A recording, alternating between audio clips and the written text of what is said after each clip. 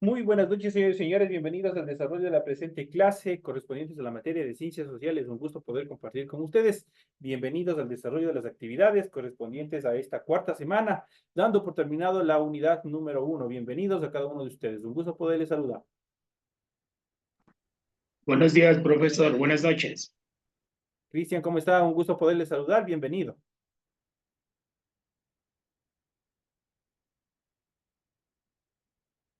Iniciamos el desarrollo de las actividades presentándoles de inmediato el material correspondiente a la presente clase.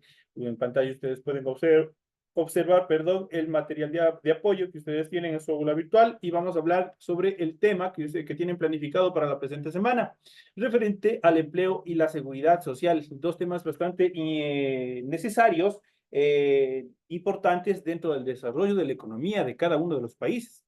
Si nuestros empleados y nuestros trabajadores tienen una correcta seguridad social, obviamente están protegidos al 100%. El empleo debe ser justo y equitativo, no solamente para las empresas o los contratantes, sino también para el sector de los empleados, para el sector laboral. Y dentro de estas características fundamentales vamos a ir viendo la importancia del empleo. ¿Piensan qué creen ustedes? ¿Será importante o no será importante el empleo? Es demasiado importante porque nos permite satisfacer nuestras necesidades, cubrir nuestras necesidades básicas, la canasta básica, pese a que el sueldo, el salario, dependiendo la forma de trabajo o de contrato que ustedes tengan, obviamente la canasta básica está siempre superior a lo que es el sueldo básico, ¿no es cierto? El objetivo fundamental de la sociedad es que los habitantes del país tengan los recursos que necesitan para cubrir sus necesidades básicas o elementales y vivir una existencia digna, con servicios de salud, educación, vivienda, alimentación, vestido y recreación o descanso. Esos son el esquema fundamental en el cual debe desarrollarse la sociedad en general. La forma como la población consigue esos recursos es el empleo. Estar empleado significa tener un trabajo remunerado que proporcione los ingresos que permitan cubrir las necesidades. Uno de los fines del Estado es garantizar el empleo a sus habitantes, algo que no se cumple. En este sentido, debe velar por que la economía del país crezca y se mantenga activa. Es lo que hace prácticamente la fuerza laboral, es el eje fundamental de todo el proceso de construcción de la economía. Si no existiera esta determinación, esta base fundamental de la economía, que son los trabajadores, prácticamente no se podría producir nada. Las estadísticas proporcionan información sobre la situación de los trabajadores, empleados y remunerados. Ofrecen datos sobre desempleados, que son las personas que durante un periodo determinado no tienen ninguna fuente de trabajo remunerado y buscan empleo sin conseguirlo. Las estadísticas informan acerca de los subempleados, que son los trabajadores extremadamente pobres que no tienen trabajo fijo y viven del día a día, por lo que se ven obligados a realizar cualquier tipo de labor con ingresos sumamente bajos y muchos de ellos abusados o explotados dentro de sus actividades. El subempleo es conocido también como empleo informal o economía informal. Es un trabajo precario e inestable, de baja remuneración. El subempleo urbano es de 3 a 5 veces mayor que el desempleo urbano. Crece aceleradamente, sobre todo en tiempos de crisis económica, pero el aumento de los subempleados no significa necesariamente que el desempleo abierto no crezca también. Son estadísticas las cuales hay que revisar y especialmente cuando la economía de un país es totalmente inestable. Eso quiere decir que es cambiante. Dentro de esas circunstancias, obviamente el empleo también se vuelve fugaz, se vuelve inestable y en muchos de los casos, al existir desempleo, al existir despidos, falta de oportunidades, esto va a generar o a repercutir en el cubrimiento de necesidades de cada una de las personas, y no solamente de las personas, sino también de sus familias. Dicho de otra manera, prácticamente el empleado, a través de su salario, a través de su sueldo, obviamente genera movimiento económico. El trabajador no se queda con el dinero. Parte obviamente lo ahorrará, parte tendrá un ingreso que obviamente va a ser para el ahorro, pero la mayor parte de estos recursos obviamente se van a la circulación. Cuando compran alimentos, cuando van a la tienda, cuando van al supermercado, cuando se compran un helado, cuando toman el bus, cualquier medio de transporte, están generando circulante y eso obviamente impulsa y mueve la economía tanto local y obviamente nacional. El empleo y la economía nacional en nuestro país, la agricultura, la silvicultura, la caza y la pesca, denominado sector primario del esquema de la economía, es una fuente muy importante de generación de empleo. Casi un tercio de la población trabaja y vive de los ingresos provenientes de estos sectores. A pesar de la disminución de su crecimiento en los últimos años, sin embargo, la ganadería ha registrado un crecimiento notable en los sectores. El desempleo sigue siendo un problema grave, especialmente dentro del campesinado. Otro de los fenómenos que hay que tener mucho en ojo, mucho en cuenta, es justamente el problema de la inequidad, de la discriminación por sexo. Aquí en esta gráfica nosotros podemos ver la población total en función de determinadas circunstancias en función del empleo. Y vamos a ver las diferencias también que existe en relación del sexo masculino y del sexo femenino. Por ejemplo, en el primer gráfico, en el primer pastel que nosotros tenemos la población en edad de trabajar y tenemos los menores de 15 años que se encuentran trabajando. Eso quiere decir que en general en nuestro medio, en nuestro país, el 70% de la población se encuentra en edad de trabajar. El 30% corresponde a menores de 15 años que también están inmersos en cualquier tipo de actividades laborales. En la siguiente gráfica tenemos la población económicamente activa, eso quiere decir el PEA, que representa el 66% de la población en edad de trabajar, mientras que la población inactiva representa el 34%, que son las personas que no tienen ningún tipo de actividad. En cuanto a la población económicamente activa, PEA, igual al 66%, los empleados o las personas que se encuentran dentro de un empleo representan el 96%, mientras que los desempleados representan el 4%. De pronto dirán el 4%, pero es totalmente una cantidad ínfima. Obviamente, si nosotros tomamos el muestreo a nivel a nivel nacional, obviamente esto representa un alto índice en función del desempleo y el Estado, dentro de sus características constitucionales, obviamente es dentro de su estructura constitucional, obviamente tiene que velar por el cumplimiento del empleo digno en cada uno de los sectores. Tenemos los datos estadísticos en cuanto al empleo por sexo. Acá nosotros podemos ver, tenemos en verde para los hombres y tenemos en rojo para las mujeres.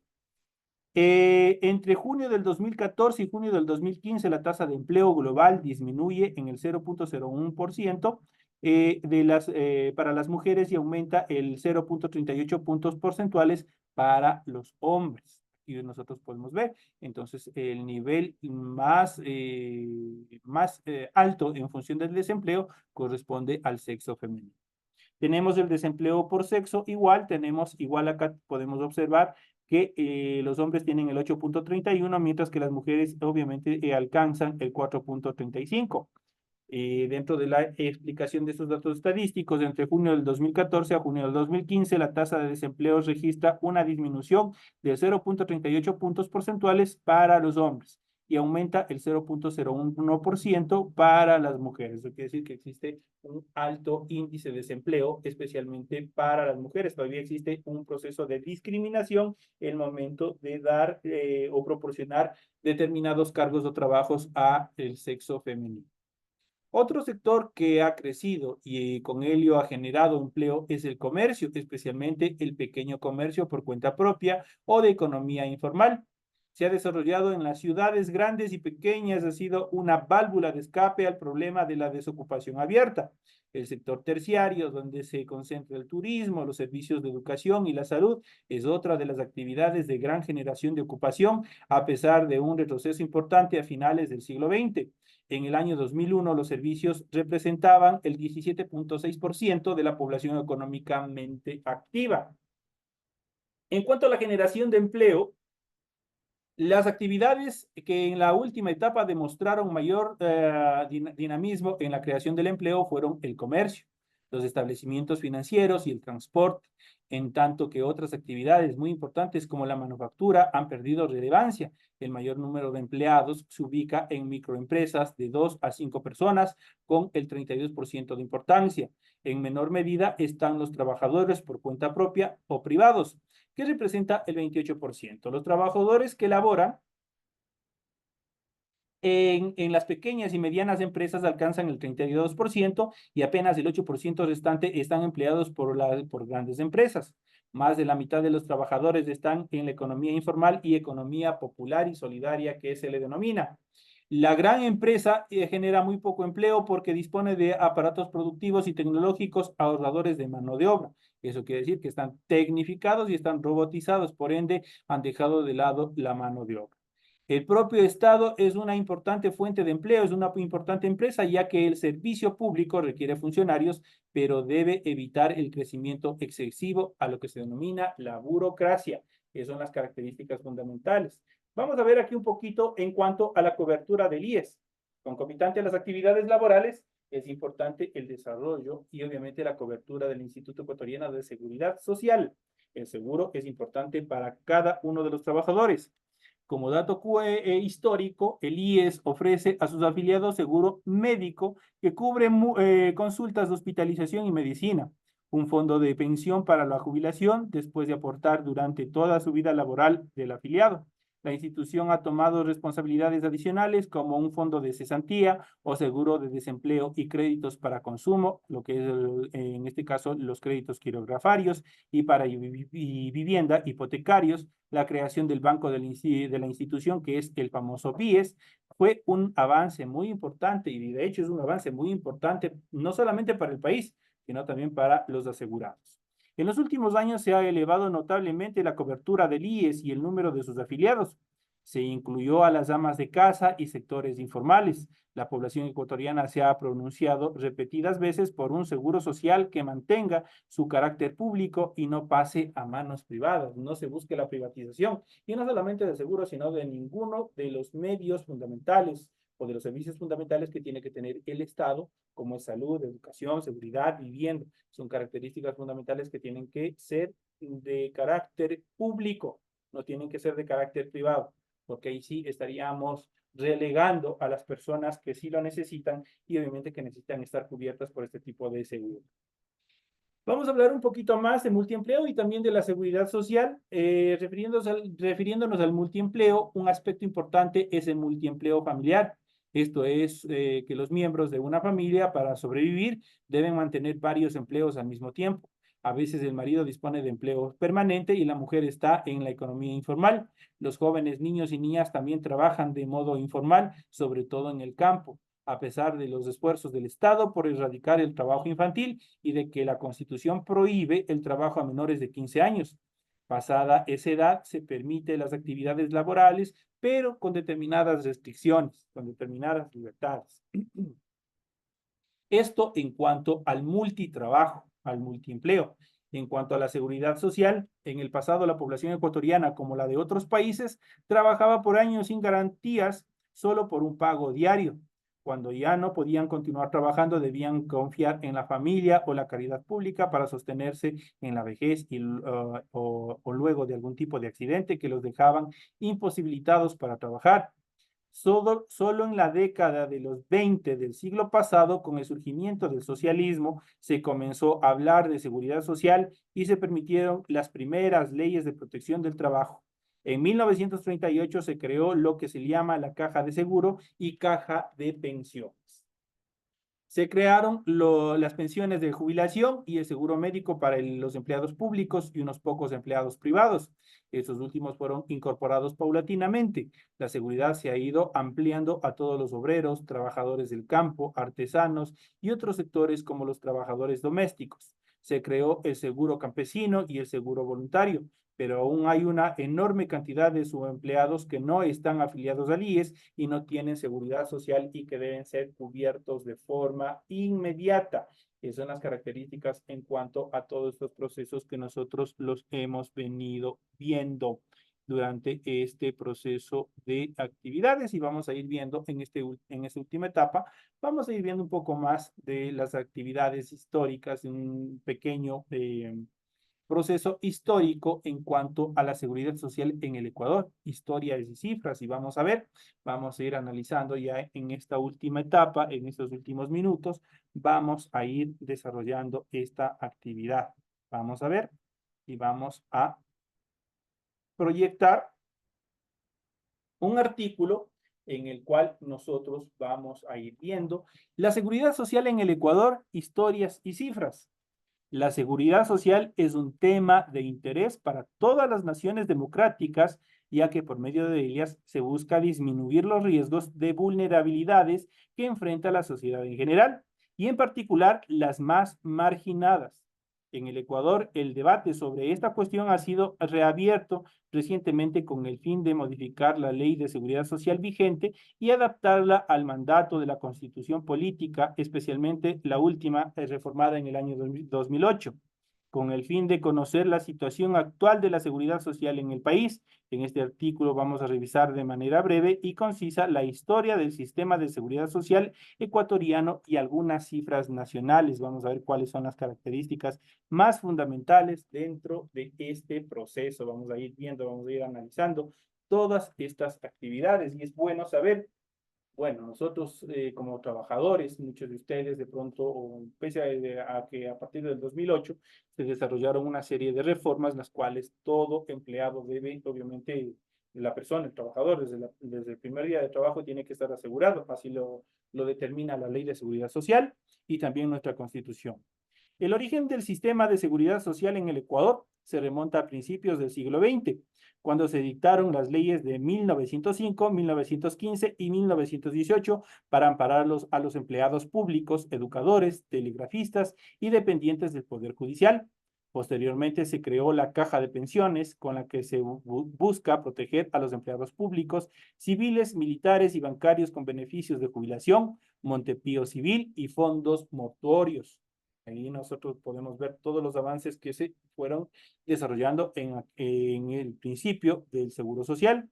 A principios del siglo XXI, respondiendo al nuevo contexto económico y demográfico del país, caracterizado por el aumento del desempleo y el empleo informal, así como por elevados niveles de inflación que llevaron a la fragilidad financiera del sistema de seguridad social, se realizó una modificación importante a este sector, pues se aprobó en el Congreso Nacional el 30 de noviembre del 2001 la transformación de un sistema público con un régimen financiero de reparto de un modelo mixto, en el cual no cierra el programa o sistema público, sino que se reforma y se convierte en un componente que se combina con otros nuevos componentes de ahorro individual. En este caso, al retirarse, los asegurados reciben dos tipos de pensiones. Básica es una prestación definida y regulada por la ley, y complementaria, que es la prestación indefinida o de jubilado recibe de acuerdo con el monto acumulado en su cuenta individual. Esas son las reformas que se desarrolla en esta primera etapa. El modelo mixto define al IES como la entidad responsable de la prestación de seguro general obligatorio, en sus siglas SGO, el cual está conformado por 4 seguros que son administrados independientemente y son considerados patrimonios económicos. El primero, seguro general de salud individual y familiar, eso quiere decir que no solamente está cubierto el trabajador, sino también su familia. El seguro general de riesgos de trabajo, el sistema de pensiones por vejez, invalidez, muerte y seguro social campesino. Además, prevé otras prestaciones como fondos, obviamente, de reserva. En este caso, muchos de ustedes habrán escuchado los famosos fondos de reserva, cesantía y otras prestaciones económicas de corto plazo.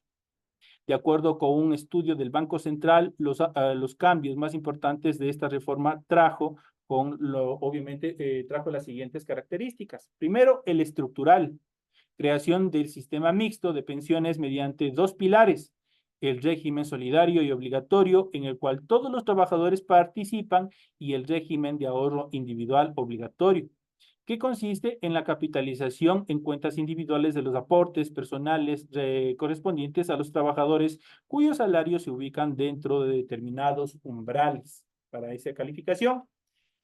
Otra de las características es la parametría, que es el aumento de edad mínima de jubilación de 55 a 60 años y la modificación de la metodología de cálculo de pensiones, a las cuales, de acuerdo al planteamiento, se las actualizan en función de un índice medio de salario. Y por último, las institucionales y de control. Se refiere a la separación de las reservas de los distintos fondos de administración del IES, pues el IES prohibiendo el uso cruzado de los recursos de un programa para financiar otro, así como el control del origen y el uso de los recursos públicos por parte de la Contraloría General del Estado y la supervisión y control de la Superintendencia de Bancos y Seguros encargada del Sistema Nacional de Seguridad Social. Esas son las características fundamentales. Además del IES, existen otras dos instituciones que participan en la administración de programas de seguridad social, el Instituto de Seguridad Social de las Fuerzas Armadas, en sus siglas ISFA, y el Instituto de Seguridad Social de la Policía Nacional. Esas son dos características fundamentales o dos seguros adicionales, obviamente que están establecidos dentro de este proceso de aseguramiento, y ustedes lo habrán podido escuchar. Esas son las características fundamentales en cuanto a datos históricos en función de nuestro seguro social, cómo se ha venido desarrollando, cuáles son las características fundamentales, un poco de una cápsula histórica que nos revé la importancia del desarrollo de la seguridad social en nuestro medio. Son características fundamentales que cada uno de nosotros como trabajadores debemos estar empoderados y debemos conocer todas estas actividades que son fundamentales concomitante a nuestras actividades laborales, ya que de ello depende la seguridad en cuanto a salud, a remuneración, a seguridad laboral y también a salubridad, ¿por qué no decirlo así? Porque a través de este medio, obviamente también se busca la aplicación de un medio totalmente o un medio de desarrollo laboral bastante óptimo para el trabajador. En cuanto al seguro social, ya saben, el seguro social no solamente cubre al trabajador, sino también se extiende o cubre a su familia en general. Esas son las actividades y los temas que nosotros hemos visto en el desarrollo de la presente clase. Con esta clase nosotros estamos llegando al final de esta primera unidad. Deben estar atentos en el transcurso de este fin de semana y ya estará habilitada la unidad número 2 con todo el temario que vamos a ver en esta segunda etapa. Espero que les haya ido súper bien. Para los que han dado las pruebas o otras personas que aún no dan, sigan preparándose, sigan revisando el material de apoyo para que no les coja nada de nuevo. Señoras y señores, de esta manera llegamos a la parte final del desarrollo de nuestra actividad. Me despido de ustedes. Nos vemos en la siguiente clase correspondiente a Ciencias Naturales. Buenas noches, profe.